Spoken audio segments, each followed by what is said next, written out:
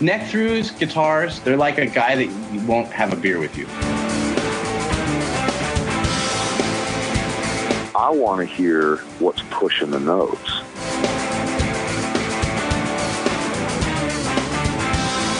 Freddie King and B.B. King, Albert King, and let's not forget Burger King. I don't want to blow my knuckle out. Stainless steel is the work of the devil. These go to 11.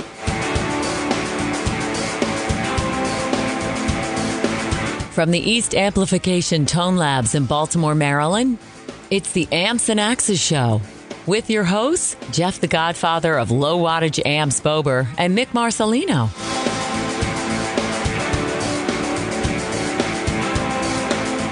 Well, ho, ho, ho, Mr. Bober. Ho, ho, ho, Mr. Marcelino. Yes. How you like that one? This is our Christmas show. Merry flipping Christmas to you, my friend. And the same to you. I was, family excluded. I was like thinking, what are the things that I'm grateful for? And I was like, well, of course. Hanging with my brother from a different mother. This has been a fantastic year coming up on January 1, and I would rather do it with nobody else but yourself because it has been a blast. Right back at you, my friend. It's way up at the top of my what am I thankful for list. This is one of those things where it's so fun and it just keeps getting better. Yes, and it's work. It's not like, wow, we're just sitting around doing nothing. Right. It's work. A lot of times we're playing catch up, but it's like, you know what? Best thing that we could have for a Wednesday, and of course the show does not go out on Wednesday, but this is when we record, guys. This is Wednesday. We record even on though it's Wednesday. Not Wednesday for you, it's Wednesday for us. And we've said it before that we record some of these shows. We try to get them in the can so that way we can make sure that we have every week lined up. So because we don't want to leave you hanging. No, and one of the things that I wanted to cover real quick. I know you got something going on, but. We forgot to mention it back for the last couple weeks, but Dimebag Darrell, they and John Lennon both died on the same day. I didn't realize that. Yeah, I didn't realize that. Talk about two guys that kind of changed things. I mean, Dimebag Darrell Abbott doesn't really get the handshake too much with people outside of the metal world. True. But the guy was an amazing guitar player. He was like the virtuoso of Austin, Texas. Not Austin, Dallas. Dallas? Yes, Dallas. Let's just lumping into Texas. It was Texas, but he was so good that he couldn't even do guitar battles anymore because he would just win every week. Well, that's when you know you're good. Yeah, his dad was a country dude, is a country dude, and he told him at a young age that if he wanted to be somebody that was known, he had to be better than everybody else. And he just put his head down, and it was like Eddie Van Halen. I mean, him and his brother, they were the metal guys, Van Halen brothers. True, and that's a good way to look at it. I think I told you this story. When he died, they had. He was the only guy that's ever purchased a Kiss coffin. True. There's a little backstory that you were telling me about the Kiss coffin. Right. And when he was there in the coffin, Zakk Wylde made a statement that there was so many Crown Royal bottles in the coffin with him. He was like, what is he going to do? And then Eddie Van Halen came up and took the Bumblebee, the black and yellow guitar, the actual guitar, and put it in the coffin. And that all stemmed from a visit that they did a couple months prior to him getting shot. And they were like good friends. And it was kind of ironic because in the article, his brother says when they were on the plane coming back home from Eddie's house, he said, it could end right now, and that would be the thing that really topped my life. Right. So, because Eddie was a hero of his, Just scratch that right off the top of the bucket list. And, as a guitar player, if you listen to any of that stuff, there are not so much complicated, but you can tell that the guy was very rhythmic and his solos fit. Mm-hmm. And they were not always orthodox. There were some crazy stuff in there. Not blazing, just really different things. Outside the box. A little, if Tom Morello kind of did some licks in there that were more the licks than just noises, it would kind of be that kind of a meld, And I feel like that cat changed that metal scene. He was one of those guys. Pantera was one of those bands that kind of changed that scene. It went from the four, Anthrax, Slayer, Metallica, and Megadeth, and they took it to this next level. And then you got all these bands that kind of came out of that era. More with the vocals, with the screaming and stuff, but very intricate type rhythm parts and stuff. For what it is. I mean, no, I get that. And I wish I could relate to it more because I'm just not familiar with Pantera stuff, as familiar with it as you are. So yeah, It was your thing. It was kind of a breath of fresh air because all the hair bands and the grunge stuff was going, the hair stuff had died and the grunge stuff was there. I just wasn't gravitating towards it because there was no more solos and songs. I mean, it was really a bizarre time, like the guitar solo was like, if you did it, you were kind of, ooh, and I was like, yeah, they weren't having any guitar solos anymore. No, and if they were, they were kind of out of key or kind of bendy. And a lot of it was, birthed from their Nirvana style of clean and really dirty. Yeah, and there was no in betweens. Right, there's no in between. There was no solo. It was just clean chords. Yeah. Really dirty chords, and I gravitated. And it worked. It was new. You're right. It was that was another direction in music. It was different than what had preceded it, and I'll give them credit for that. Personally, I got a little bored with it after a while. So did I, and that's why I gravitated towards that. And it was funny because, like, my wife, she hated it.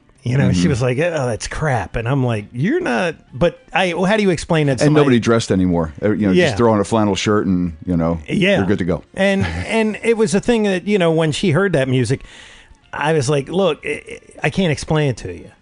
There's a lot going on here."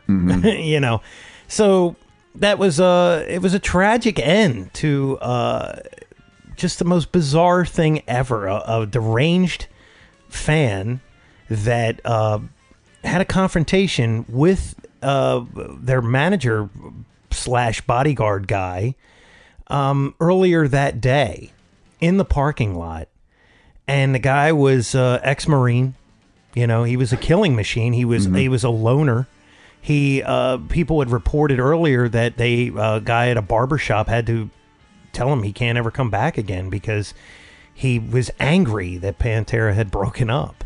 So he hopped over a fence in a bar in Ohio, got away from the big bouncer guy, the bodyguard guy, put 6 into Darrell, I think, point blank in his chest, and then proceeded to kill like 6 other people in the place, including the big bouncer guy, Mayhem, I think was his name, and some fans that were trying to help. And his guitar tech Grady got shot a lot and lived, and then it was a cop on the premises. He wasn't called in; he was actually there. He heard the shots, came in, and then just blew this guy away. Just put the gun because he was getting ready to shoot Grady in the head. Wow! And the cop put the shotgun to his head and ended it. And, I think it was like 6 people at the end when it was dead, and Darrell was one of them. You got a problem with, well, obviously he had more than a problem with a bodyguard. He had a problem, period. Well, I think he was a Gulf War veteran. Right, and, mental issues are staggeringly ignored in this country. They don't deprogram those guys. No. That's the problem. Yeah, and that's really sad. Yeah, so that, and then, of course, John Lennon, that was another deranged fan. Right. Who got an autograph first. And then shot him dead. Really. I know this is going to be worth money because now I'm going to kill you. Crazy. What the hell, man? I don't know what goes through people's heads, but, it tells you how we're all just kind of in that fine line between genius and crazy. And, he and John was not one of those guys. He had no bodyguards. Him and his wife would walk to the store and in New York. They were just New York residents Yeah. at that time. That's all. And, it's strange, man, but he's got his thing in Central Park now, which, back to sorry for the maudlin Christmas show, but he has a beautiful place in Central Park, and Central Park is beautiful this time of year. Yeah. So if you want to go pay tribute to John Lennon, and there's a remembrance of Dimebag too. You can search it on the internet. Rita, his longtime girlfriend, they were met in elementary school, and they were together all the way up to the time he was shot. They have a website, and you can go out there. There's money I think you can donate, and it goes to some fund or something. Cool. Yeah. So nice. Try to make it on a happy note, but I wanted to give remembrance to that, because so many times people leave us, and then we never really, it just kind of comes and goes, and there's no thought of it, and that's kind of a shame when you're cut down in your prime, as both of those guys were. Absolutely. They were both in their prime, really. Yeah. Who knows what Lennon would have done, in the coming years. It would have probably been a Beatles reunion at some point, I would have thought. It could have been. That would have been awesome. Yeah. But, even on top of that, man, they all went their separate ways. And great music came out of maybe not Ringo, but he's still out there touring too, he's just having fun, and I'm just busting balls. And peace and love, peace and love. That's and don't send me anything to sign, because I'm not doing it anymore. You can only sign so many things. Exactly. It's all good. It's all good. So anyway, on a lighter note. On a lighter, and I have another note.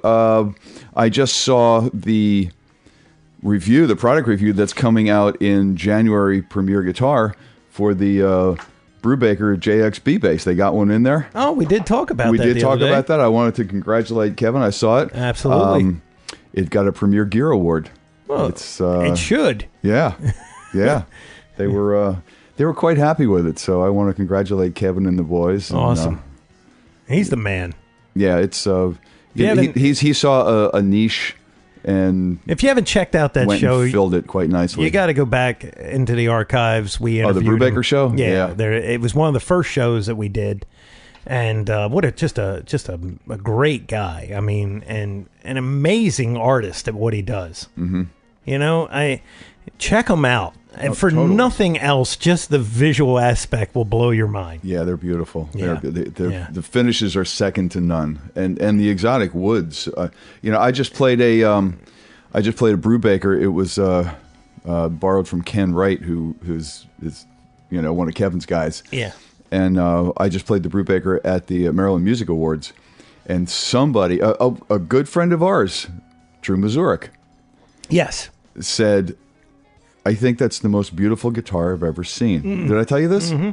Yeah. Yes, you did. Yeah, I didn't know he was there. He actually wasn't there. He was in the truck, the audio video truck, and he saw it on the TV, on the monitors, and they went, "That's a beautiful guitar." And that's a serious guitar. That the woods, in there are just phenomenal. Yeah, his whole process of laminating like a wood you would never use for a fingerboard over a wood that you would use for a fingerboard, and then finishing that so it can actually handle the durability. It's just, it doesn't. Yeah, I mean the neck. The wood on the neck. It's the same wood that was on the body of this one, and he defies all the logic of behind building guitars. He just goes outside of that box that he goes outside of. He is so far outside of it.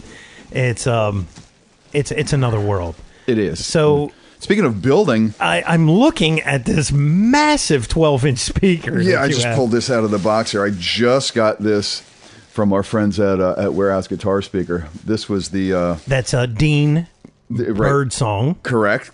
Yes. And company. He said he was going to send me their copy of a 12L, and boy, is it! This looks like an EV. It looks exactly like an EVM 12L. Holy crap! I'll take some pictures of this. We'll put it up for the show. I mean, beautiful crinkle finish cast frame. I mean, I just pulled this out of the box myself. So that is a massive speaker. A massive magnet. Yeah, it sure is. And huge cone. The dust cover is very large. Yeah, it's like a 4-inch dust cap. Yes. 200 watt terminal type connectors. Yep, very nice. Push on connectors, just like on EV. And I love the finish. It's a cast frame, and I love the crinkle finish on it. And it's like a hammer finish. Yeah. Yes. Like everything else they do, it is one solid quality piece of product here. How big of a voice coil does that have? Do you know? Does it say or? That's a beast. That is. I mean, I just from eyeing it, I'm thinking it's got to be 2.5 at least. It's huge. Now, can't wait to give this baby a have try. they given you any kind of price of what that will cost on the street, or do we not know at this point? No, I don't know what they retail for yet. We'll have to put that up when it comes, or make mention of it. Man, that is very nice. That is a very nice speaker. Yeah, it is, man. So I can't wait to check it out. From here, and I'm about 5 feet from Jeff, that looked like you were pulling an EV out of the box. Well, it's exactly like an EV. Cast frame and everything. It's exactly like an EV. So I tell you, he does. Those guys, that's a good thing. And there's my workout for the day. I want everybody to understand this. When you have competition like those guys, it makes the other companies, they've got to step up, because they're making a product that's just as good, if not better. Mm-hmm. That's a clone of what made in America. Oh yeah, and for a considerable price difference that is easy on the wallet. Yeah, they really have some great pricing on their speakers. And I've checked out their site, and I'm like, it almost looks like it's just wrong. Yeah, like you're like, what's that for? Well, they keep out the middleman, man. These come out of the back of a warehouse, Exactly. But Dean, thank you. I can't wait to mount it in a cabinet and check it out. I meant to tell everybody, if you did listen to that interview, our song, our show tapers off with us giving our salutations. Yes. And then there's music, and then my wife does the outro, and then it just fades out. Okay. If you stuck around, there is like a minute segment that was not on the air. Nice. We were talking to Dean after the interview. Mm-hmm. He didn't know what to expect, and he kind of revealed that. But if you can listen to that part, go back and listen to it. If you missed it, it is one of the funniest things. I know he had fun. We had fun. I know he had fun. It was crazy. I mean, it was the funniest thing. He's just got such a dry humor. and so I don't want to spoil it, but it's that little Easter egg. Sometimes I stick them out there if the guest says something that's just hilarious. Awesome. I'll throw it at the end of that. So you want to make sure you listen to the full length there. Right. And speaking of listening, you're going to want to keep listening here, because our guest this week for your Christmas present, and no, it's not Santa Claus. Yeah. It's not even Mrs. Claus. But, I'm sure people out there are, maybe some of the people out there are slightly familiar with this guy called David Bowie. Yeah, I don't know. Just a little bit. I don't know. I'll turn you on to some stuff later. Yeah. But he's had a guitarist / collaborator / musical director for quite a while. He was Bowie's, all of those for a while, on and off, through some of what I consider the really big Bowie years. Uh-huh. And he's a really nice guy and a hell of a guitar player. And we are going to bring you Mr. Carlos Alomar. Hey, this is Dean Birdsong from Warehouse Guitar Speakers. You're listening to Amps and Axes. All right. So, and as promised, for your Christmas show, Mr. Carlos Alomar. Carlos, how are you, my friend? Ho, ho, ho. Ho, ho, ho. I'm pretty good, man. Just came home. It's snowing, a little flurry of snow, so it's all good. Wow. You're up in New York, right? Yeah. I'm actually in New Jersey, right across the Hudson. Oh, okay. In North Bergen. North Park, and it's snowing there. Very nice. Yeah, we got a nice flurry. You know what? I love it. White Christmas and everything. Here comes my Christmas tree. How appropriate, man. That's cool. Welcome to the Christmas season, and thank you so much for taking the time. I know you're a really busy guy, and we're very excited to have you on, so thank you so much for taking the time, man. My pleasure.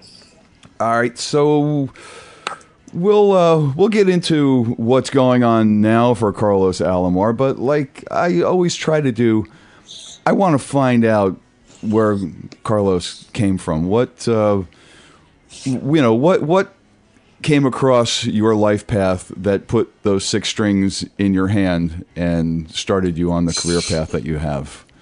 Well, I was 10 years old, and my brother had his own room, and I didn't. A lot of us had that. You know, we shared rooms with our little brothers and everything.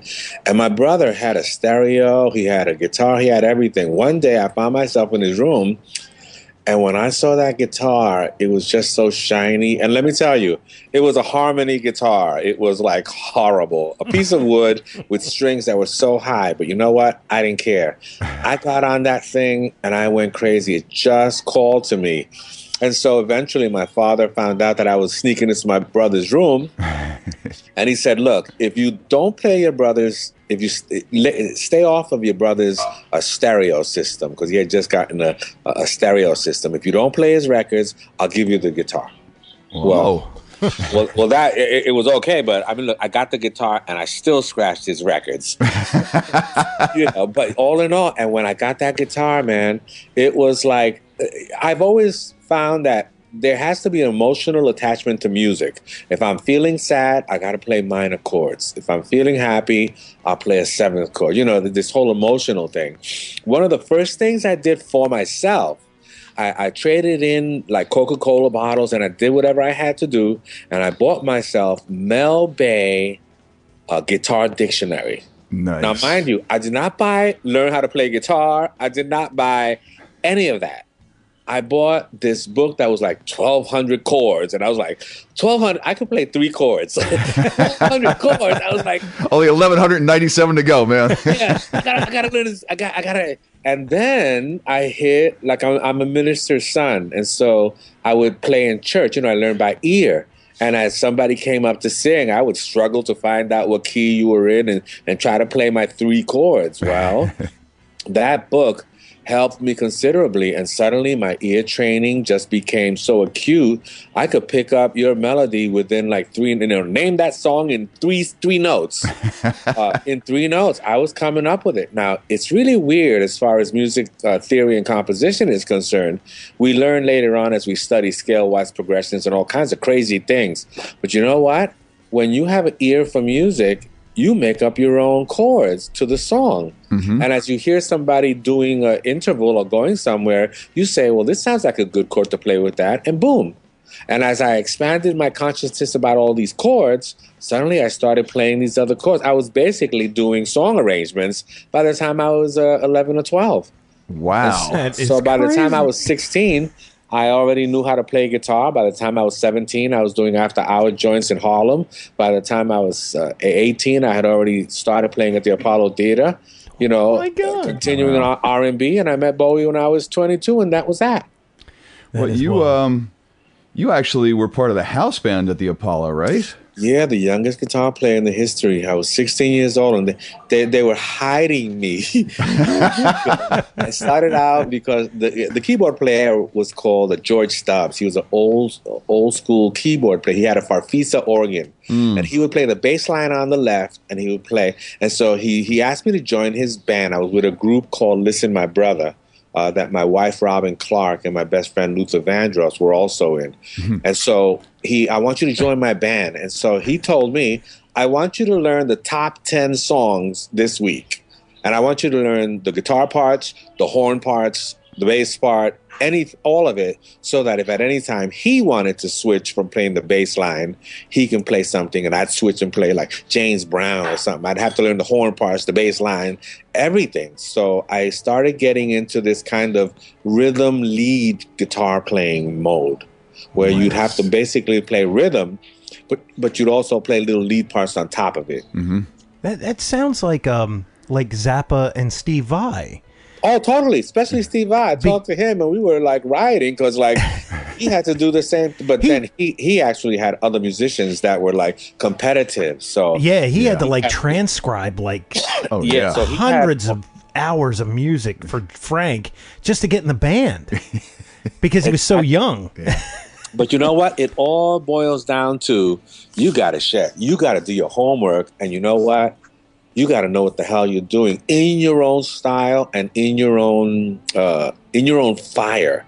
Because all of us had a fire. Nobody had to tell us to practice. Yeah, that's true. And you know, honestly, being challenged like that just makes you a better player all around. No doubt. I mean, you get these cats that are learning how to play. They buy a guitar and they have a guitar, and now they want to learn how to play guitar. Well, you know what? Nobody has to tell you to do any homework when you join a band and you have to do a solo.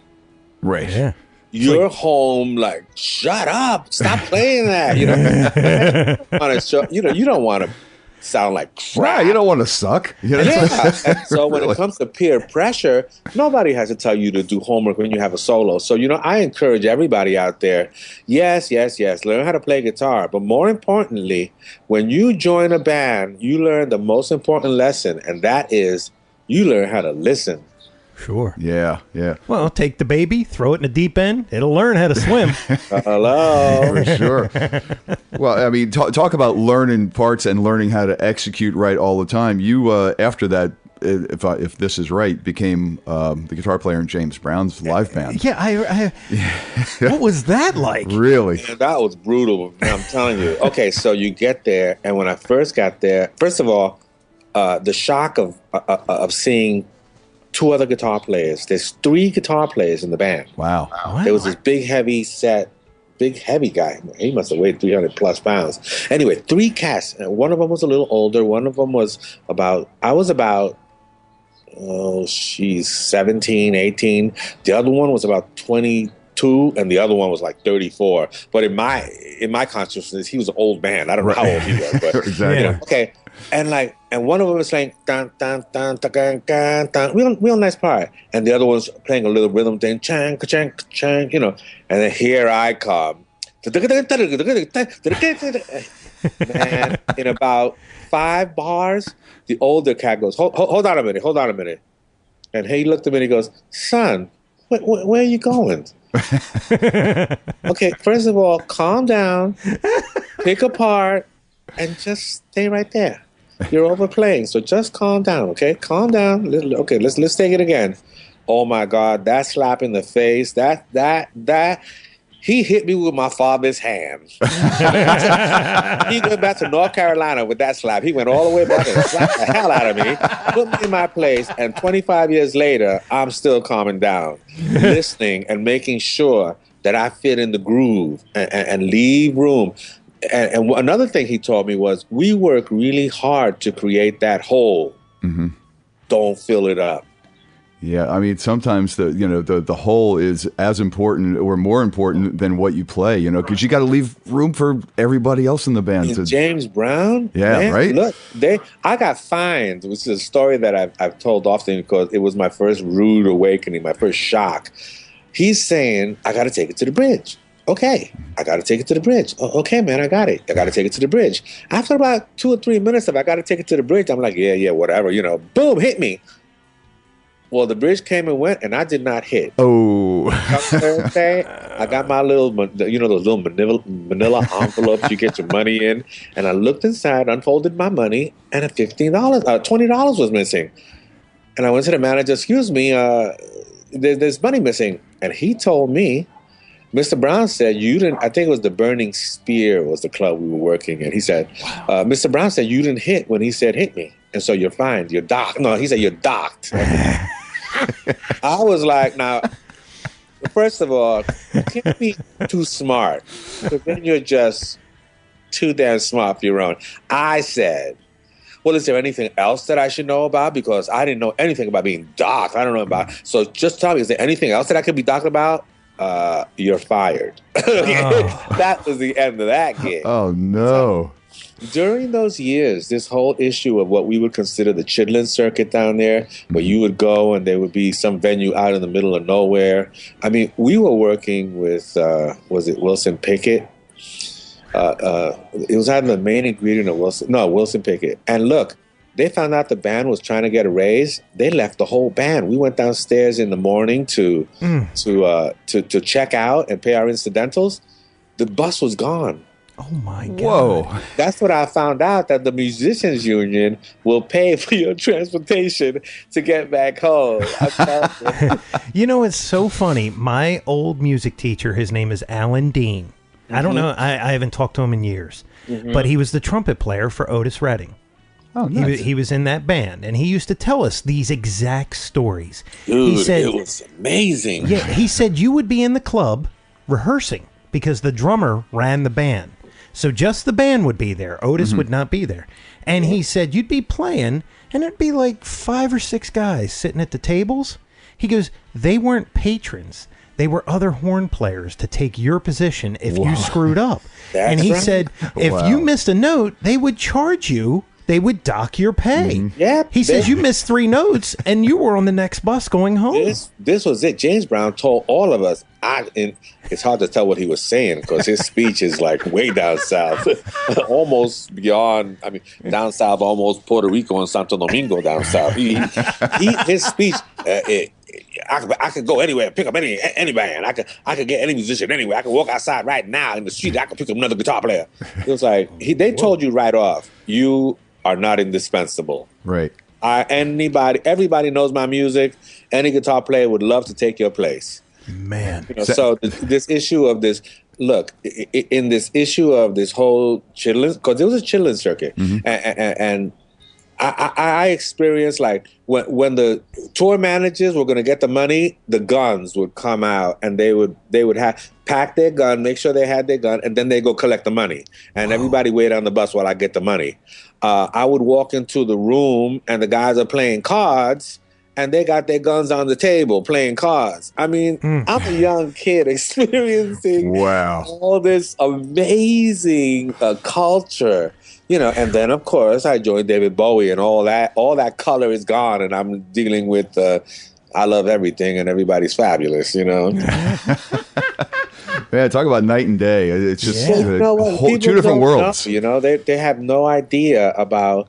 I had a whole career before I met Bowie, and it was really in this whole time of, you know, I'm black and I'm proud, the beatnik generation. It's all this stuff was going down during our American human revolution, you know. And then you meet this Brit that comes from London, and he wants to form a band, and he's doing his fashion and underground and all that stuff. Wow. And it's just, you know, it's yin and yang. And so I flipped, you know, comfortably and modified all my experiences. And you know what? It's really strange because I think that one of the things that the Americans should consider is that the British, they really studied American R&B music. And to their credit, Bowie, Paul McCartney, Graham Park, a lot of people that I met from Europe, all of them studied R&B music. They knew all these cats. They, you know, they knew Thelonious Monk. They knew Esther Phillips. They knew Mary Lou Williams. They knew jazz. You know, they knew the R&B groups, the doo-wop bands. They even had albums of all this stuff. And so when I met Bowie, it was like, tell me all about the Apollo. You know, when I met McCartney, it's like, you know, what was it like to be in, you know, down south playing blah blah blah. So they really wanted to, you know, and I in turn, you know, what was it like working with with the Beatles and living in a cage and smoking pot? You know, I wanted to know everything too. So this whole cultural thing was always interesting to me, and I'm a very curious person, and I've remained a curious person, and that curiosity has kind of kept me young. You know, it's you said the phrase "you comfortably fit," you know, from one a completely different experience to the other. And when you said that, I'm thinking to myself, how could that be? But then you expounded on the fact that all these guys were studying what you just came from, and now it just makes sense. Like the piece fits. How crazy. Could you imagine? I mean, what was that like, Carlos, when Paul McCartney goes, so what was it like to play? I mean, I would have probably been like, are you kidding me? This is a Beatle. Are you asking me? Right. It was so weird. Okay. Hugh Padgham, the producer, calls me up. We had worked together on some of the Bowie stuff, and he calls me up and he says, I'm working with McCartney, and I'm working on the album. But Carlos, the album isn't finished. We have something that we call a sweetening session. The sweetening session is what you do at the very, very end when you know the record is ready. It doesn't need anything. And so he says, McCartney played the guitars on the record, but it's just not sounding finished. Carlos, I need for you to come in. And so I want to recommend your name to McCartney. And I'm like, yeah, sure, whatever. I'm good. So he talks to McCartney, but McCartney says, I don't know, because, he's like all over the place. He's like one of those... he's a hired gun. I had just finished co-writing Mick Jagger's solo album when he left the Rolling Stones. I had done the Bowie stuff. We had worked together with Tina Turner. So I was kind of like all over. I jumped into Arcadia when Duran Duran broke up. Mm-hmm. So I was like kind of like all over the place. And he didn't want that. I don't know. I guess he didn't want that notoriety or something. I don't know. Wow. Anyway, I said, no problem, Hugh. Thanks a lot for the effort. A little while later, he calls me back and he says, hey, man, he changed his mind. He wants you to come in. So I go out to London to Hog Hill Studio in the British countryside. And, man, it was unbelievable. It was like he's a farmer. He lives on a farm. His studio is on the top of a hill. And the studio is in a windmill. Wow. I was How like, cool is that? Okay, I was like, it's outstanding. This is like, nobody, you can't even visualize it. Look, surprisingly enough, I brought a kite with me. A kite. And like at one point, I'm digressing, but at one point, I said, could I take a break? He said, sure. I went out, took out my kite, and I'm flying the kite on the top of this windmill. And he's like, he comes outside and he says, can I try?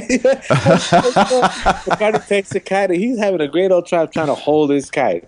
Anyway, I get to the studio. He introduces me to McCartney, and I'm like, hey, man, how you doing? Really pleasure to meet you. I'm so glad, blah, blah, blah, blah, blah.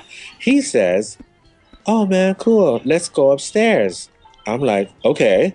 So as we go upstairs, we pass this room. It's a studio with a glass door, sliding door.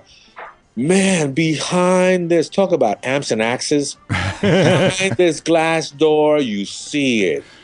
The toy store. All the vintage box amplifiers, the stacked boxes, the Hofner amplifiers, the organs, the synclavias, all of the equipment that they used in all the Beatles stuff is locked in this glass studio, just like top to bottom with just equipment. I just had to pause and pee. It was just holy. I couldn't, and you're trying not to make, you're trying not to be overcome, but you're going to yourself, holy shit. Wow, it's the room. I mean, that is a room full of the most incredible musical history. My mind just goes crazy. Wow. Anyway, we go upstairs into, like this little ante room, I guess, or library. Nice high back chair. I sit down. The man proceeds to roll the biggest joint I've ever seen since I left Jamaica. We sat there, we smoke a joint, and then he started asking me a million questions about the whole R&B circuits. I asked him all the stuff about the Beatles and how they transitioned from being, the mop heads to the curly hair people and the Indian influence and the sitars. And we just discussed that for about, I don't know, 2 joints and a million hours later. And then I look at him and I say, you know what? Maybe I should play something. I mean, I'm kind of like here to work, and although I enjoy this talk, And he said, okay, fine. And then we go downstairs, and he was there, and he says, well, listen to the tracks. And I listen to the first track, and I tell him, no, that one's pretty good. It's that one's finished. I don't need to play on that. He's like, oh, okay. So listen to another one. Then the next one is press to play. And then I play on that one. And then when he hears what I lay down on that one, he's like, done. This is awesome. You're great. This is great. Anything else you want to play on? And look, you know what? The guitar players that he had on that Press to Play album were stupendous, you know. So wow. I listened to the stuff, and I only decided to play on like 2 or 3 songs because the other ones were really finished, and the other guitar work that was in there was just wonderful. So, and so, you know, that's the sign of a professional, where you go in and you go, no, I don't need to screw around with this. This is done. I don't, you know, it's not all about me. Yeah. It's about the product. It's about the song. That's right. Plus, he had Dave Stewart. He had like all these wonderful guitar players. I'm not about to go in there and step on any. You know, again, James Brown guy is listening to me. I'm hearing his voice saying, "Calm down, son. Right? Calm down." I just want to tell all of our listeners, Merry Christmas, because without a doubt, Feliz cumpleaños. Merry Christmas and a happy birthday. Man, I don't know that after sitting down with McCartney, you know, in that environment, quote unquote, for a couple of hours or a couple of joints or whatever, would I be able to play I could have done anything productive until the next day. Exactly. You know? Well, you know what? It's surprising. But if you listen, it really changes what it is that you perceive you can play. First of all, abilities being what they are, it's not like my abilities are hindered. Okay. But sometimes you need to chill out and stop being so hyper and just close your eyes. Music is supposed to be done with the image-making faculty. You close your eyes and you imagine what someone else like you would play. You're not, first of all, music is not analytical. It's intuitive. Mm-hmm. And so it has to be approached in a way of you already hear yourself in it. All you got to do is play it. My God. But you got to hear it first. You can't just, oh, what am I going to do? Play what I practice? Oh, I got this great line that I've been playing for the last 15 years. I think I'll throw it in your song. It's just like, it doesn't work like that. I'll throw it in every song. Yeah, really. Carlos, you're the greatest guest ever. This is great. Live it. You got to live it. And living it means, you know, through all the genres, when it was the New Age period, when it was the electronic. Look, when the Macintosh computer presented itself, I went crazy. The fact that you could do music on a computer drove me to no end. I mean, even now, as I've progressed beyond just playing, I run this place called the Sound Synthesis Research Center at Stevens Institute of Technology. And basically, it's just to show these musicians and these people that are doing music and stuff, you've got to think of technology as being a tool that you use in order to get what you need. And because music has developed itself into this other, it's not an issue of a genre. It's an issue of, this is not your mom and pop's music. You know, kids are going into their basement and living at home and creating some amazing things. And as much as we try to pull them back into our old way of thinking, it's generational. Mm-hmm. They will find their own, and they will claim it as their own. And as for me, I got to be hipper. I got to be hipper, and I got to have more toys than all my students. I find myself constantly looking for new amps and new effects and new toys to just mess with everybody. Well, I mean, myself. That you know, not only do you have fun doing that, but it also helps, you know, because you teach and you got to keep up on this, and you know, so you can impart the knowledge about the new technology to the people that you teach. I heard Joe Satriani the other day talking that the EDM scene, he goes, a lot of people don't, you know, like us, guitar players, they kind of shun away from it because they go, you know, he goes, but go back in time and your parents hearing you play Hendrix, they're saying, oh, that's crap. You don't want to you know, It's this next generation. And he goes, and these guys, he goes, when you watch these guys put these songs together, he goes, it's not very simple. He goes, it's actually, you got to have that talent to be able, No, you're I creating give him credit on for that. on a Right. computer, but it is pretty heavy from what I understand. Yeah, it's exactly that. We have to rethink what an instrument is, and that's the inherent problem that we find. We of a different generation consider the highlight, the epoch of everything being vintage. Oh, I got myself a vintage 65. I mean, a new kid is like, dude, I just got Rob Pappin's guitar synthesizer. Program Nile Rodgers rhythm guitar like you don't even believe. And when you try to even discuss it with them, you don't know what the hell they're talking about. Look, I have a little mini troupe called the Mini MIDI Magic Orchestra, that we have synthesizer guitars and launch pads and all these great things. And we go to old folks' homes and underserved community centers. Wow. And we're playing Rimsky-Korsakov Scheherazade. We're playing Subterranea by Bowie. We're playing these major ridiculous pieces to old people who are suffering from dementia and short-term and long-term memory loss, and playing Count Basie's big band with the full trombone and everything with guitars. And and these old people, first of all, because of music therapy, if you hear a big band playing Cab Calloway, you're going to feel like dancing, and all the memories come back like they do with music therapy. Yeah, but then you're seeing it being done by a launch pad or a synthesizer guitar. And these old people are looking at it like the first time they saw television. Or the first time they saw the Model T. I can imagine. It's unbelievable if you want gratification, go play something for an old folk.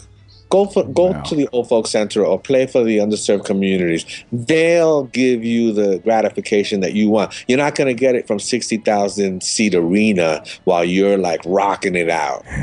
Wow. God bless you, man. That is amazing. And you know, there are not enough people that do that, let alone someone of this stature.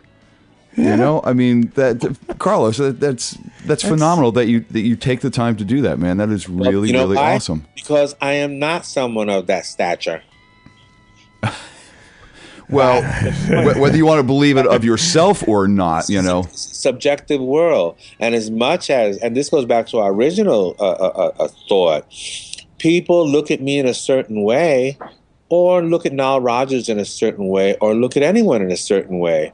But the reality is, we don't have to change. We can stay the original curious child that we were. And when they ask us to participate and play with them, we bring our little flavor to them. And by bringing it to them, we create a hybrid that they haven't heard before, because it's us and them. Mm-hmm. But we don't have to change. Just be yourself and deal with whatever it is that is thrown at you, and you'll deal with it in your way, and you'll create a new way of looking at it. Man, these combinations have never been seen before. Well, great. Thank you very much. Mm-hmm. Does it make me any better than I was 12 years ago? No. I mean, nobody's going to look at me and say, you were playing just as good now as you were with the OJs or the Main Ingredient or Esther Phillips or anybody that I worked 12 years ago. It's exactly the same. I have not changed. I was a working New York City session musician that could play a lot. I knew a lot and I was ready. So given the fact that I had opportunity, talent, and personality, let's be real. If you don't have a winning personality, people are going to say, I'm going to go on the road. I got 3 people that I can choose from. You know what? All of you can play, but one of you has a great personality. And that's the person I want to be with. And that would be you. Right. You got to work with this person every day. You want to work with somebody that's a pain in the ass to work with, or you want to work with and even if he's great. Right. Yeah. Right. Yeah. You know what? I'm like, no way. I'd rather do that guy that's smiling all the time and has all those great stories and never says no. What's your name? Carlos, come over here. Right. Right. For sure. I mean, these are a couple of great lessons he just imparted to people that are just getting into the field and wondering where they're going to go and what they're going to do. some sound advice here, people. It's not all about from an experienced journeyman. It's not all about your guitar playing. It also has to deal with your personality. They got to work with you. It's just like anything else. You're on the road. You got to live with them. Yeah. In close quarters. That's a biggie, man. That's a real biggie. Because after a while, you have to feed off of each other on stage. And once you learn the material, which is like after the first week, it's all about looking at this cat next to you and saying, man, you sure got fucked up last night when we drank all that beer. or share something that brings a little humanity to it. Sure. Otherwise, playing and all that stuff, you know what, you'll get that'll come. But living with somebody and creating with somebody, it has to be personalized. Otherwise, you're doomed to fail from the beginning. It doesn't work like that. Yeah, or best case, it's just going to be a miserable experience for you, Yeah. Yeah, you get this cat, he really works well, but after every show, he goes into his room. What the hell is that? Right. What the hell? In the old days, you're fired. Right. Okay, maybe for the first week because you feel you got to woodshed some, But after that, go live life with, with everybody that you're making beautiful music with, Like the boss. Could have been Doc for not smiling. Exactly. I want to get into a little bit of the Bowie stuff, but I want to back up just a little bit because this is about amps and axes, and I'm curious. When you were like recording with McCartney and everything, what was the recording of gear? What were you using then? What were you using, like guitar and amp, and what was Carlos's favorite then? Well, I always take two guitars with me. One of them is Maverick, which is the Alembic guitar that I have. Oh. And it allows me to think a different way, although I sometimes don't record with it, surprisingly enough.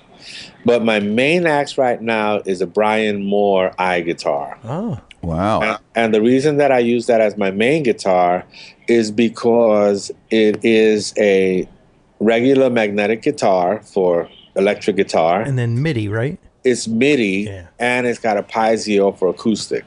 And so driven, like the acoustic part, I'll run it through an AD8, and so it'll give me all the acoustic stimulation that I need to create a Spanish guitar, electric guitar, all those other crazy guitars.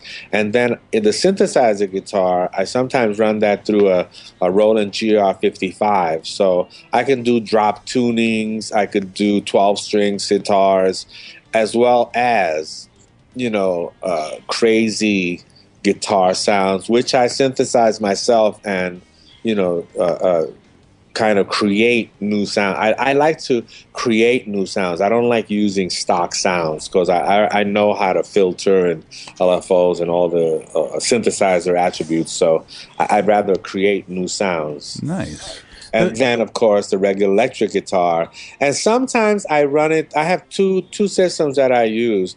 I might use a tube rack unit, and for that I can use a 2101 or maybe a Digitech. They have a tube. I like for my rack units. I like to keep it a tube, maybe with a tube, maybe an AX6. I think it is a tube in it.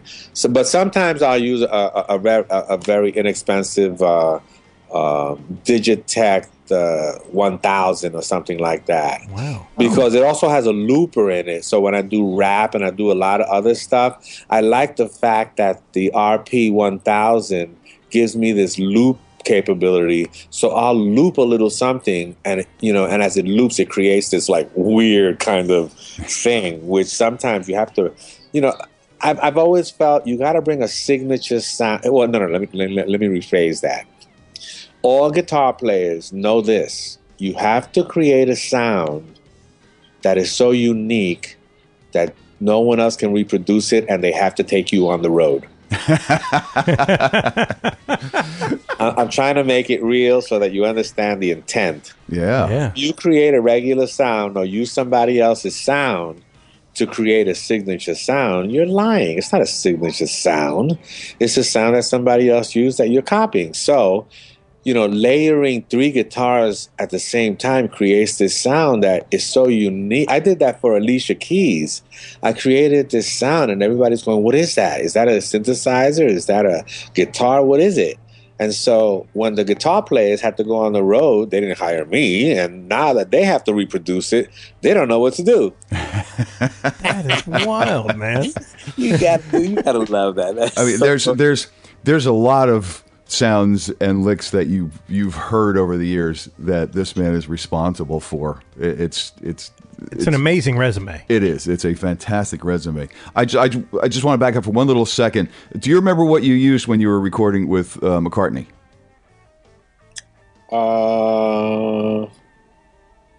I used a Parker Fly. Really? Back then? Things. No, let me see. Is that Parker Fly? Let me think 1 minute. This is 19. Let me think. God, man, you're lacing me with a weird question. What was my favorite guitar? That album must have been 1980, 80 something. That wouldn't have been a Parker. That wouldn't have been a Parker. Yeah. What the hell could it have been?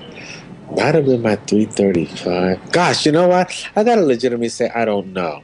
Okay. Oh, wait a minute. The reason I can't answer that is because I used their guitars. Oh, That's why I can't answer it. Because I was such a whore, I was not gonna not use their guitars. And so I saw these guitars. They had a Country Gentleman. They had a Strat. Wow. They had a Rickenbacker. They had like, oh my God, my mind was blown kind of guitars. Were these like Beatle guitars? Yeah. Oh, well, there you go. Well. And so it was one of those things where, and I did that also with, I recently did Mark Ronson, the funky guitar, the funky song that they have out now with Bruno Mars. Oh, wow. I just finished doing that album with Mark Ronson's new album. You recorded, you're talking about, what's it called? Funk You Up or? Yeah. Oh my God! I just bought that song today.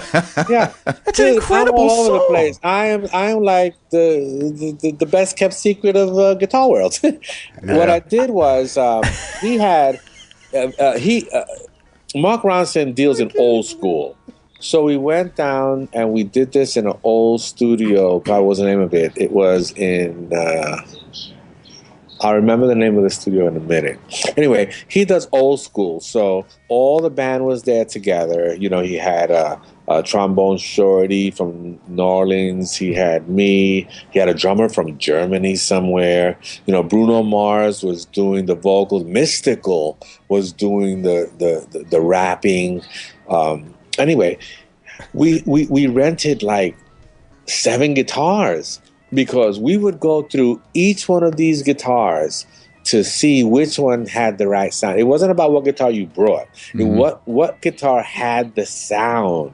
And so we went through all these different. I think he had a Gretsch. He had what's that one what is the one that has the clear crystal, the clear body? Dan Electro. Dan Armstrong. Dan Armstrong. He had all these different guitars, but only one had the sound that he was looking for. It was like a real cool old school session. Nice. And and it was like that with the McCartney sessions. You know, when you have the opportunity to look at these old guitars and like play them, you're like, give me that guitar. I want to play on the same guitar that you played Day Tripper on. I'm like a sucker for that. I'm like, I'm no fool. I got to. For sure. And like you were saying, it makes you play differently. Some guitars just have the song in them. You know, when you pick them up, it's like, this is the guitar for that song. Yeah, they really do. Yeah. And it has a lot to do with the neck, the action. And you know what, quite honestly? The strings. We find that when you're looking at some kind of, like in that old funk song that you hear, dun dun dun dun dun dun dun dun dun dun dun dun dun dun dun dun dun. That's on the 5th string. It's so dark. You're not playing that on the 3rd and the 2nd string. You're playing it on the 5th string, like the old James Brown days. You know, Mama, come here quick and give me that licking stick. It's a 5th string hardcore. But you know what? here's what these young kids don't understand. Dudes, those strings have to be at least 2 years old. Yeah. How the fuck do you explain that to a kid? He's going to a session and he changes the strings. He changes the strings right before a session. He's never going to understand that. It's just like this kind of stuff. It's dead. You know why you get that dead sound? Because the string is old as shit. That's right. The string doesn't have long tones. After the string hasn't broken when you touched it. Eddie Van Halen said when he recorded the first albums, he'd leave the strings on for like 2 weeks. Yeah, to get the sound darker. Yeah, you don't want no bing.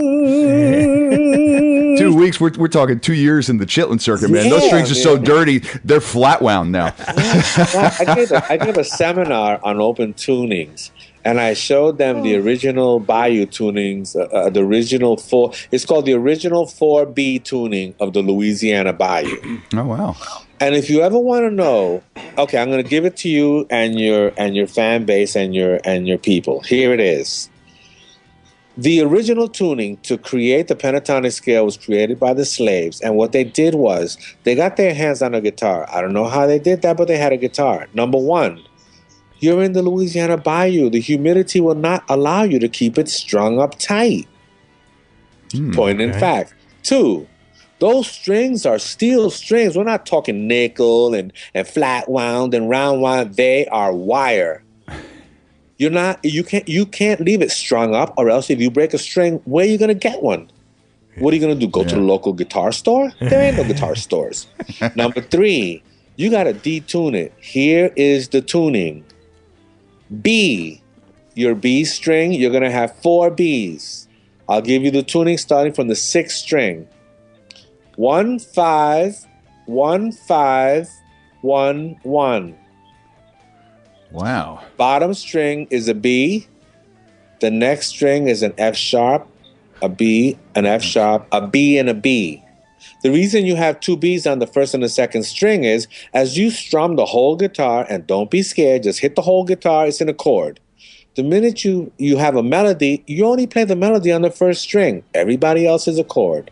Of course, when it comes to chords, you can take your bar and you can bar it on the 5th fret or the 7th fret to create a blues or any other fret you want. It's an open tuning, but there's no 3.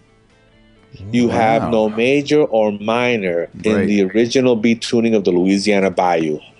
It's 1 5 1 5 1 1, no 3. Why? You want a minor blues? Sing it. You want a major blues? Sing it. Yeah. There's nothing directing you to a major or minor in that tuning. Yeah. Here now, it should not be confused. Here you have a person that's a slave, got big fingers. Why? Picking cotton will swell your fingers. You don't have all that luxury of having little thin fingers. No, you can't you don't know any tunings. Unlike the hillbilly people, they come from Europe. They came with guitars, fiddles, bass fiddles, original tunings from Lutz and Beethoven and whatever. Well, the slaves didn't know anything about that. So what did they do? Here's the way you play lead with that. You can play anything you want as long as you play it on the 3rd fret. That's all you got. Huh. You can play anything you want as long as you play it on the 3rd fret. 3rd fret only. Everything else is off limits.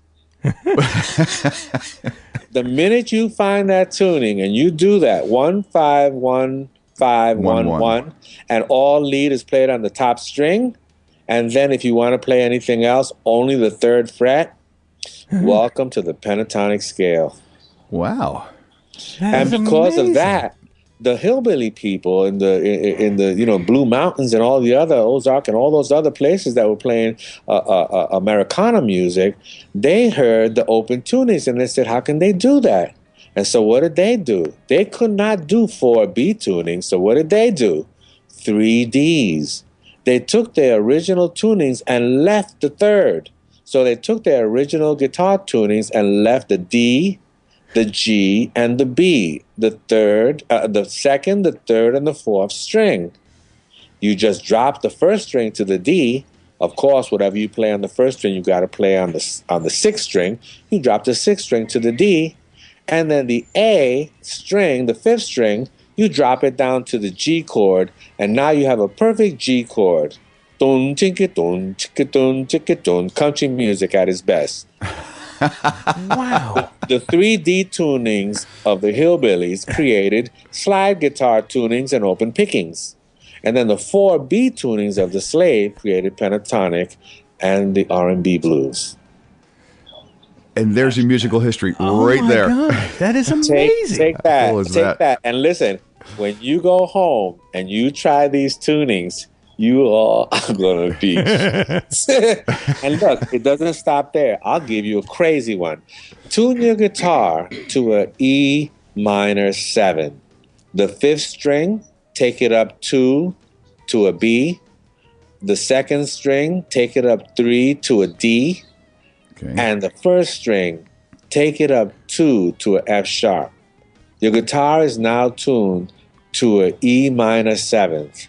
If you ever want to go sweet soul music, cool R&B, neo soul, you just got the tuning.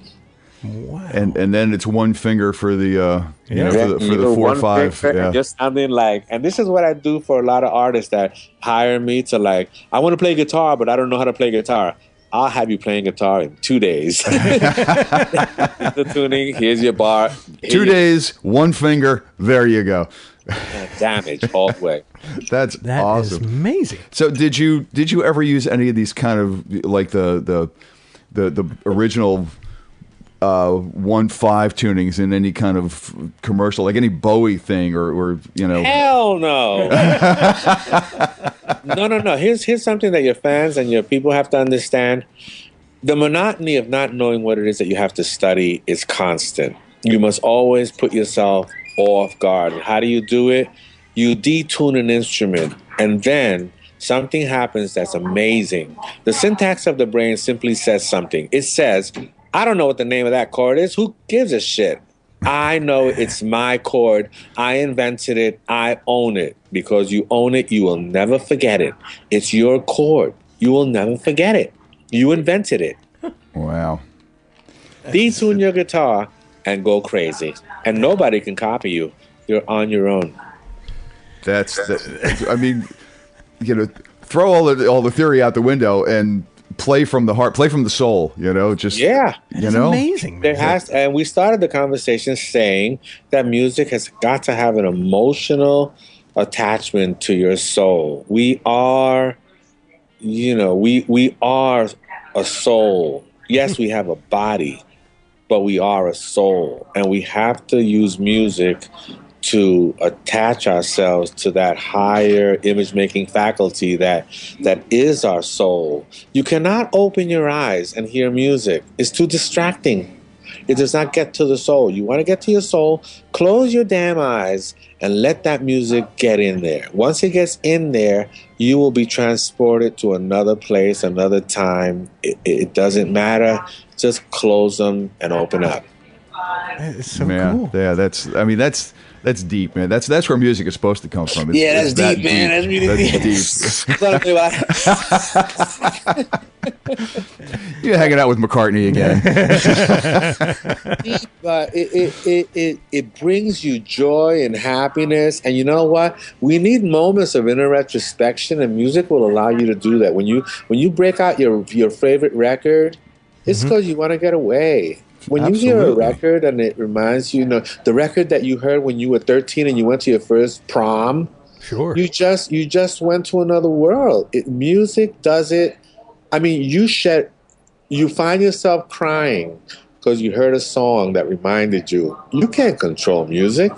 No one can control music. Music will control us for the rest of our lives. Thank God. Thank God. And again, I mean, for me anyway, it gives you some of the best memories, like best reference points and things. It's just part of you after it becomes that. And it's universal because it works anywhere in the world.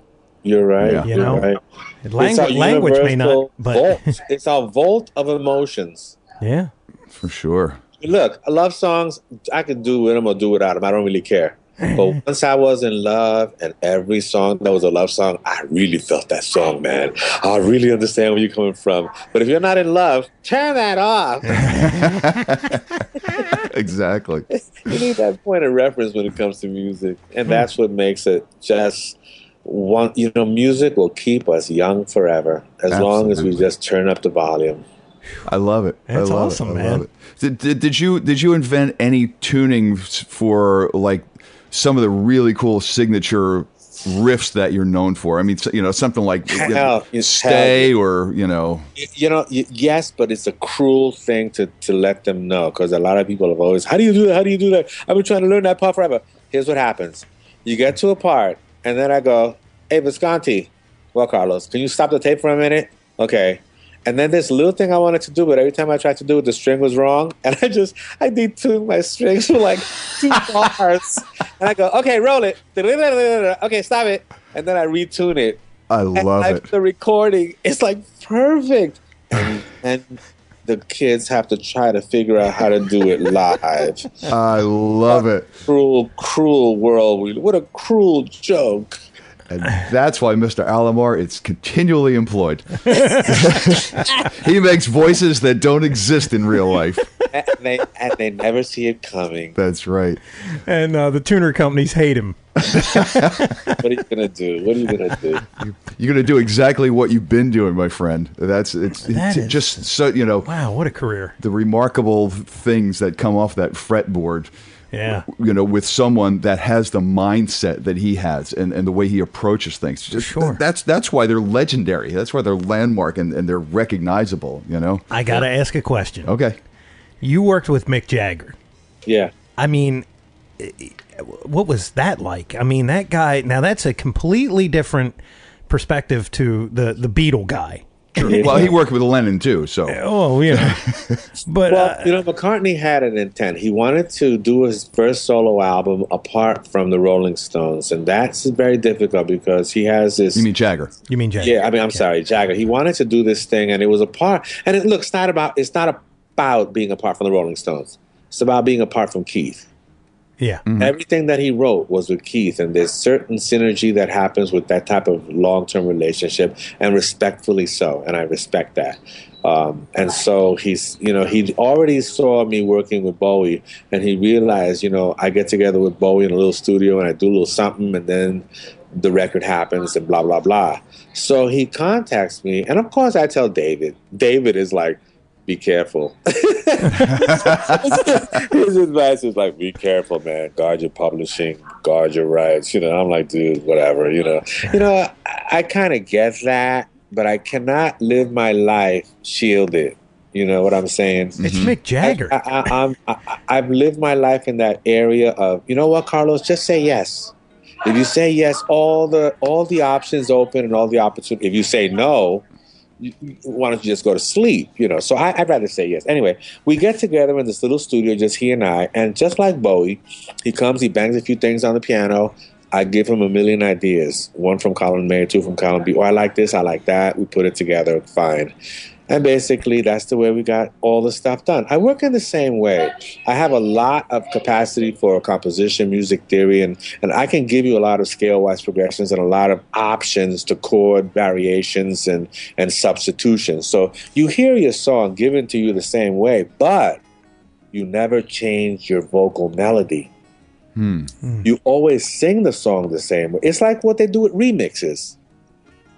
I'll give you 12 remixes, but you never change your melody. You never change your song.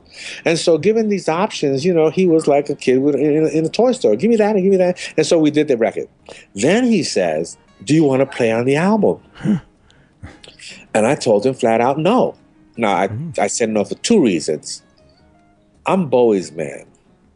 And I did not want to muddy the waters by being Jagger's man, if you know what I mean. Sure. Okay. I'm very loyal to David. I love David. David has been very kind to me, and we've had a wonderful relationship for decades. And so I'm very protective about that.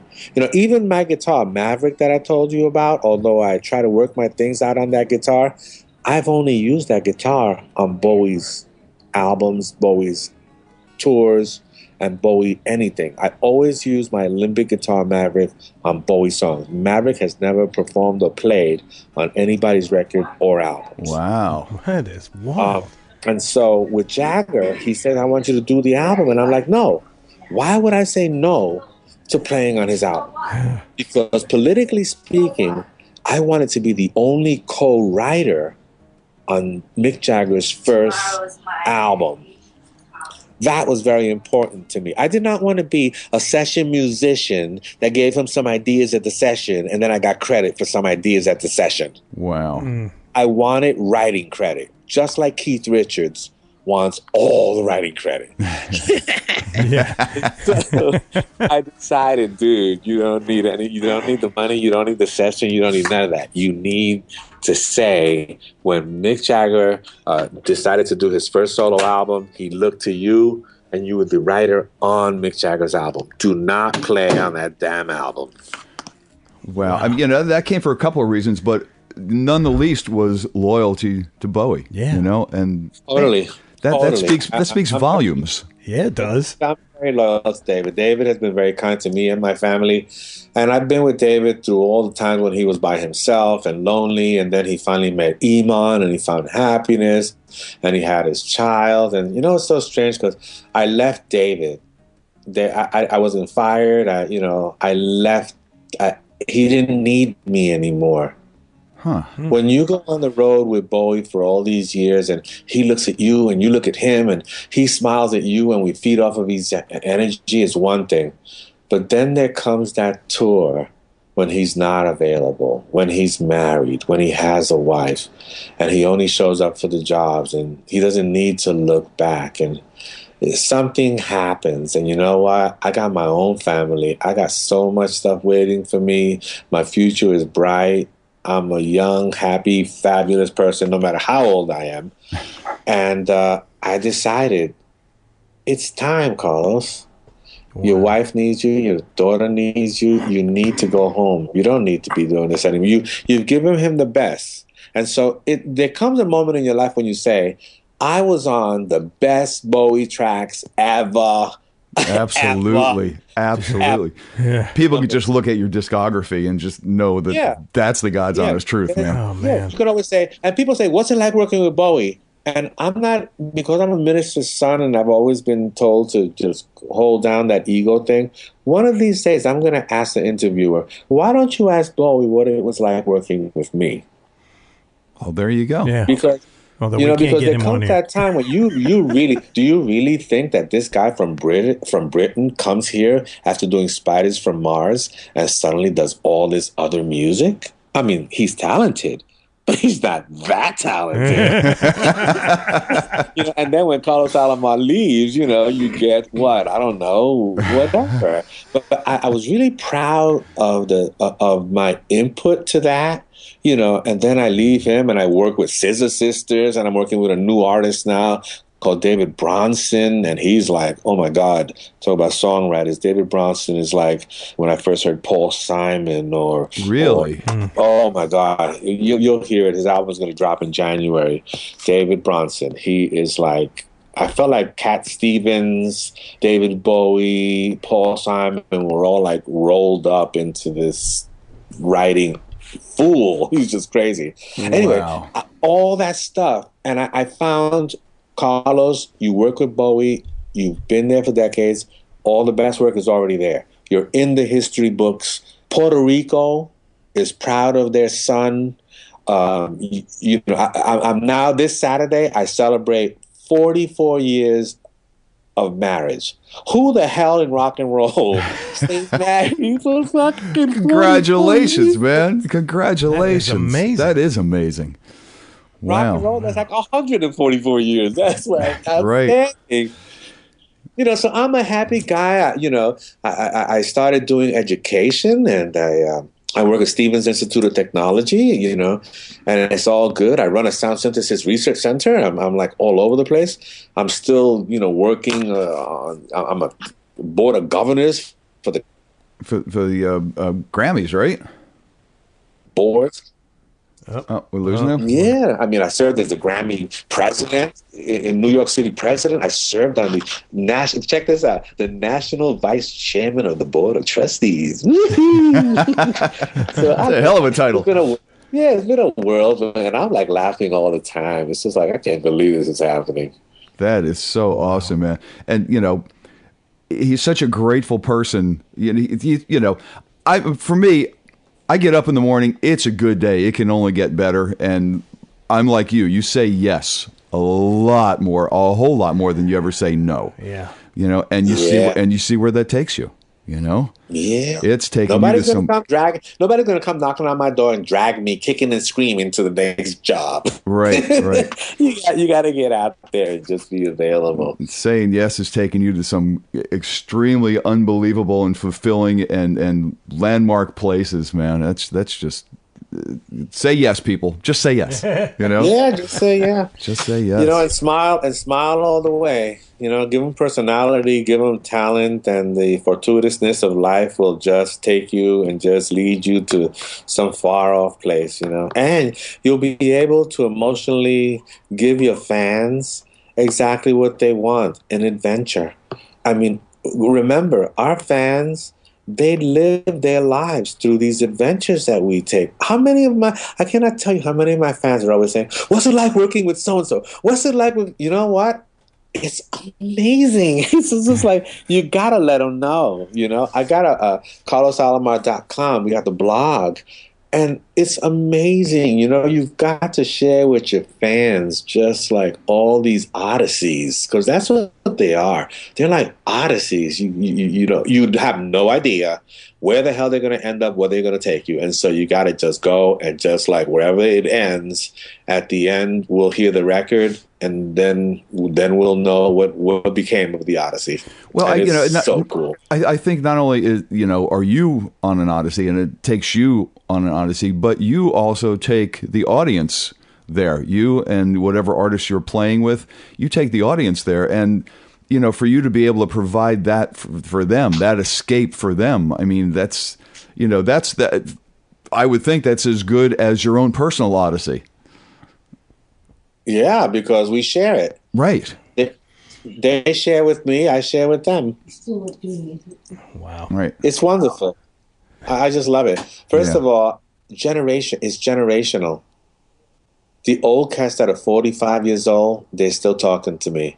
The ones that I just finished doing Alicia Keys or Mystical or Bruno Mars, they're still talking to me.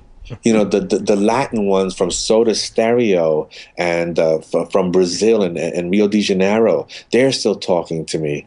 You know, the international ones from Japan and Cassiopeia, they're still talking to me. Wow. And so it's this amazing world view of music that transcends jazz, new age, rock, R&B, soul, electronic. You know, it's amazing. And I'm like the surfer. I'm just trying not to get wiped out, man. I'm just riding that board and just yahoo. That is awesome, man. That is awesome. Well, Carlos, I can't thank you enough, man. You've taken us on a journey here, and I really, really, from the bottom of my heart, have to thank you for it. And thank you for taking the time and sharing your life experiences with us and our audience, man. It was wonderful. It was wonderful. It's that Christmas spirit, you know. It's for musicians, that issue of the Christmas spirit. We got to bring that all the time, yo. Yeah, we're musicians. If we're not, you can consider us minstrels. You can consider us entertainers. You can consider us musicians. You can consider us whatever we want. But we're the emotional component to life.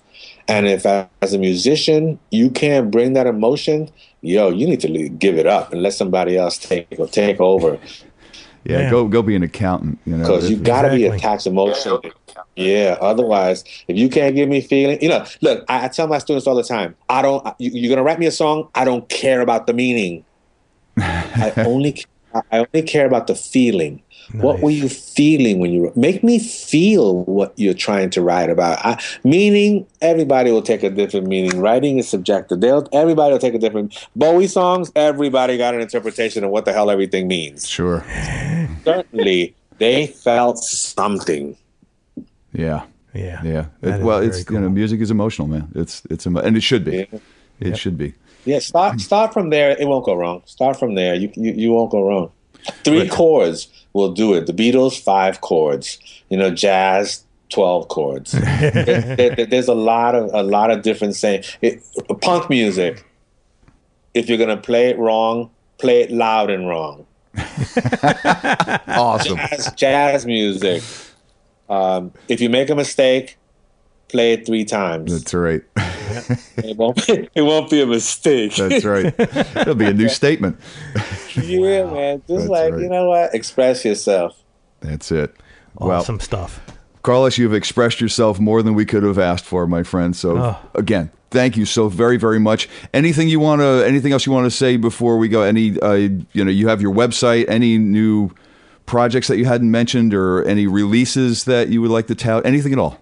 No, actually, again, you can reach me at carlosalomar.com. The blog is there for you to comment. I've written just about all the experiences with all the different bands from Bowie. The funny thing is everybody associates me with Bowie, but every year that I played with Bowie, I played with 3 other artists.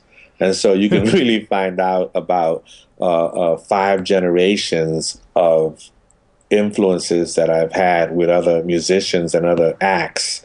On the website and on the blog. And again, most of the work that I'm doing now is at the Stevens Institute of Technology with the Sound Synthesis Research Center. And of course, I'm gigging all the time and still doing. I don't want to go on the road. It's just too much, but I do sessions and stuff. And the latest one that I did, I'm very proud of, with David Bronson, and his album is going to be released in January. So I look forward to that dropping, and I'm sure the reviews have already been stellar. So I have no problems. I know that man is going to make it. Wow. Nice. Well, just let you know also that'll be up on our website, his website. Yeah, the link. The link for your website will be on ours. In perpetuity. Yes. Fantastic. It'll be there forever. And we just had a good bud of yours on quite a few episodes ago, Jimmy Hazel. So yeah. God, man, I know so many cats. I'm so glad they're still alive and kicking, man. Because let me tell you, they some of the cats that we've been working with. I love it when I hear what they're doing, and you know how it is. You lose track of people, and they move away, you move away, they get married, then you really don't hear from them. But I'm just so glad when I can just hear that my old friends are still doing it and still performing. It's something that we feel from the heart, and it should never be diminished. Absolutely. Well, you got married and you didn't seem to drop off the face of the earth, so God bless you for that, man. Yeah, man. Well, Robin Clark, she's the singer with Simple Minds. She's not going to let me go anywhere. She's my barometer, so she keeps me pretty much up on top of everything, and we do everything together. God bless her. She's the best. I was lucky. You got a good one there, man. You got a really good one, and talented. And, there you go. And check it out. And my daughter, Leah Lorien, is electronic EDM artist. Wow. Well, there you go. Full circle. It's crazy. She did her hit song with David Morales, How Would You Feel, EDM. Robin has her whole trajectory with Chic, from Chic to Simple Minds, and me with Bowie and all the other stuff. You got 3 people in the same household that are all musical. All we do is laugh all day long and music. Wow. I mean, God, is this Nirvana? Have I found heaven? I think so, man. I think so. Wow. Well, the polar opposite of my life. Listen, you got a lot to write about, buddy. That's true. But Mick does play guitar, so he does have that to fall back on. I just cry after IT days from hell, But if it wasn't for him, we wouldn't have the technology end of this podcast. So I have to thank my brother Mick for that. But Carlos, thank you again, man. It was so much fun. Fun. Happy holidays to you and your incredible family. Yeah, man. Health and happiness. Thank you. Health and happiness and much continued success. And to you and yours as well. Thank you. Be well, my friends. You too. Thank you very much. Well, there you have the story. Man's been a few places and played with a few people, huh? Yeah, wow. I'm not okay. So we've been doing this now for almost a year. Yep. Right. That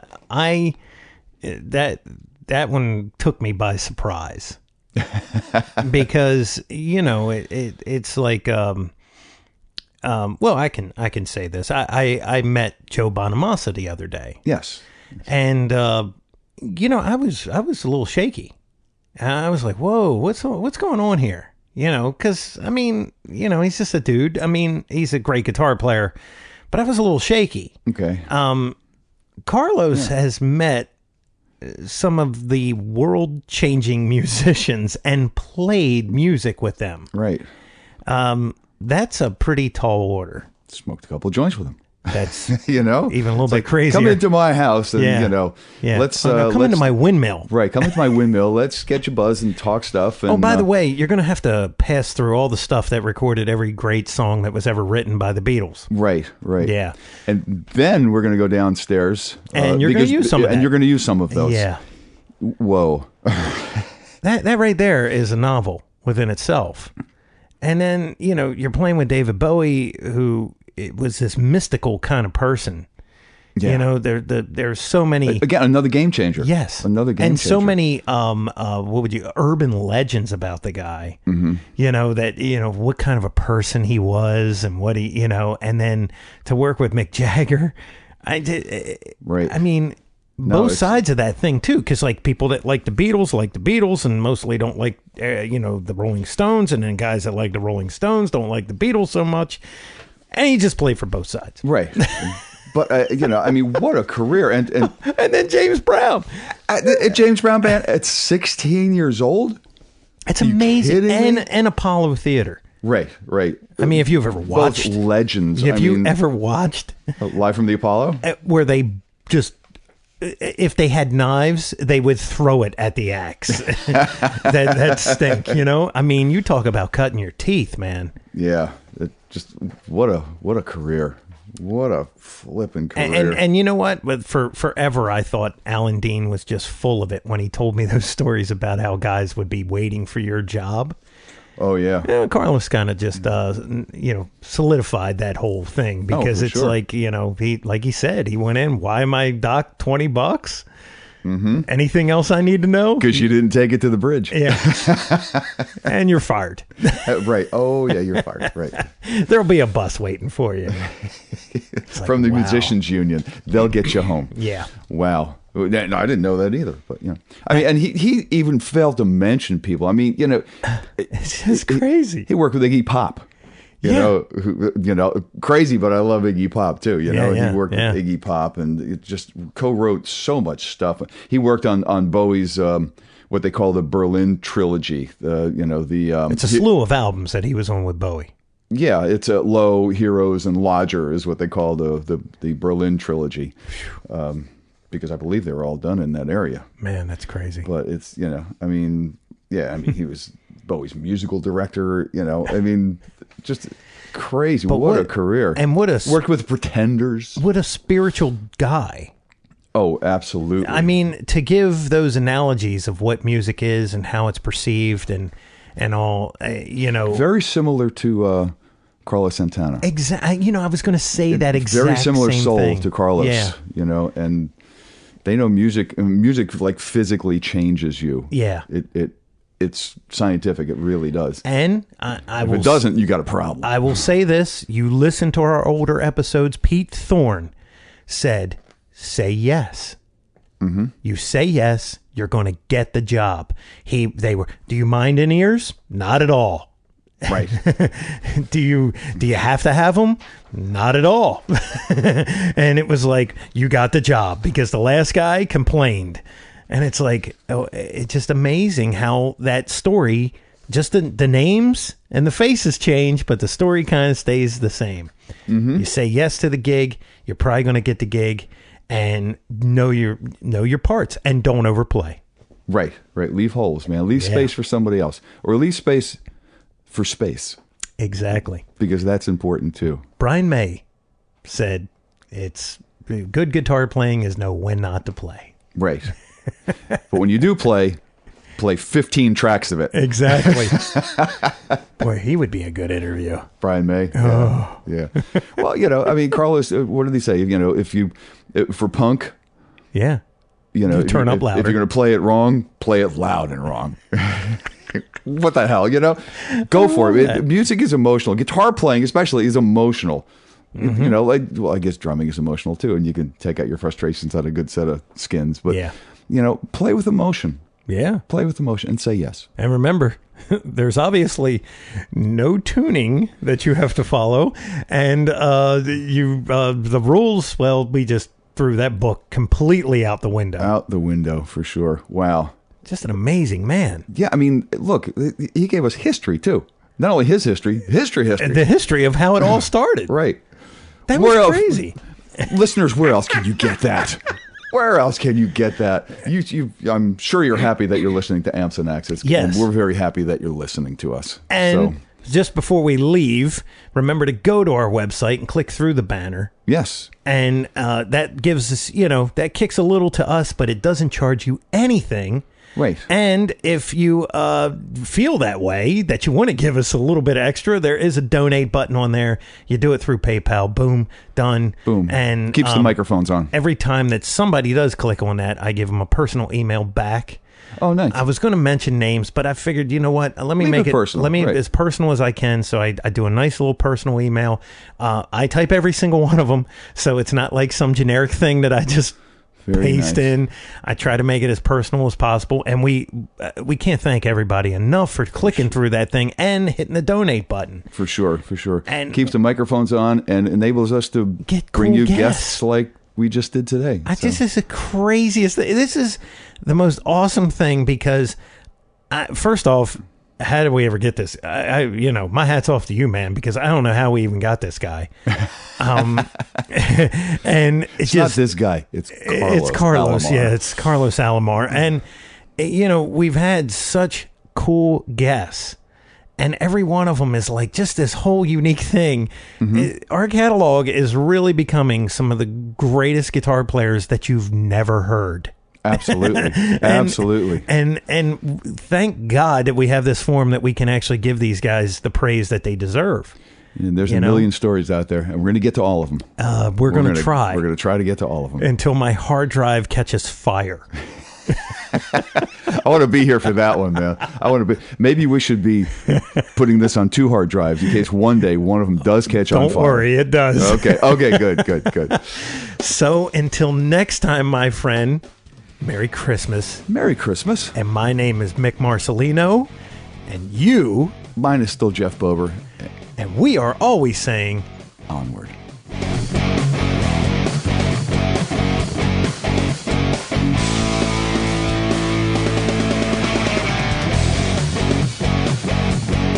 Be sure and follow the show on Twitter @Amps and Axes. Also, make sure you like the show on Facebook. For news, comments, and everything else, visit the webpage ampsandaxescast.com. Thanks for listening.